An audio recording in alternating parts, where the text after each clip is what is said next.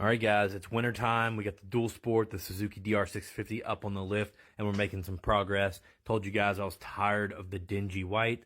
Been obsessed with tan this year, so we're going with tan. That's right, painting these fenders. Got the side plates painted too, that's why they're off. But what have we done so far? Well, we've done this Pirelli, I guess this is the Scorpion Rally. Supposed to be a pretty good tire, so we're going to test it out, see how fast it wears. We've got it mounted on the front here with a tubeless setup, and we've also serviced these forks. I've had this bike for 6 or 7 years, never serviced these forks, and yeah, so they were really bad. The boots were ripped and torn.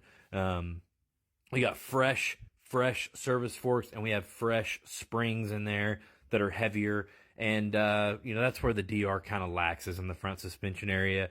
But we're going to try it with the heavier springs and see if that makes it feel more lively before we do any heavy modding. However, after this, we're moving back to the rear shock where we are going to do some heavy modding. It's due for a service as well, so we're going to go ahead and service it and put Race Tech gold valves in it to get a firmer, more lively feel. You can see the bumper there on the bottom is completely disintegrated, and we have a rear spring for the back of this as well. So, we're going to be freshened up.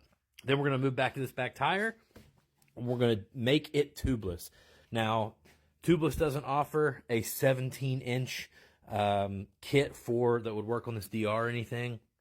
I would like to convert this to an 18-inch wheel at some point. More money than I really want to spend right now, so we're going to get super creative and try to convert this old spoked wheel into a tubeless setup with tape and stuff like that. So we'll see how that works, and we've got a Pirelli MT21 to put on the back of here.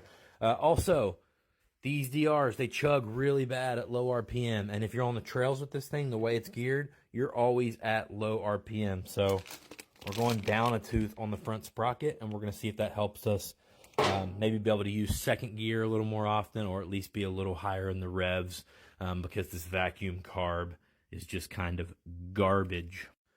Now, after I have both wheels tubeless here, I will be able to get my tubes out of the box, which should give me a lot more room. The tubes and the tire tools take up a lot of space in your cargo, so if I can get rid of those, give us more space, and I just have to carry a plug kit if we run into any issue. I have a Trail Tech Voyager Pro to put on the front. And, besides that, I'd like to do a seat at some point. This one really hurts after about 80 miles. But we'll see how it goes. We're going to wait and see if we need to do a carb or not.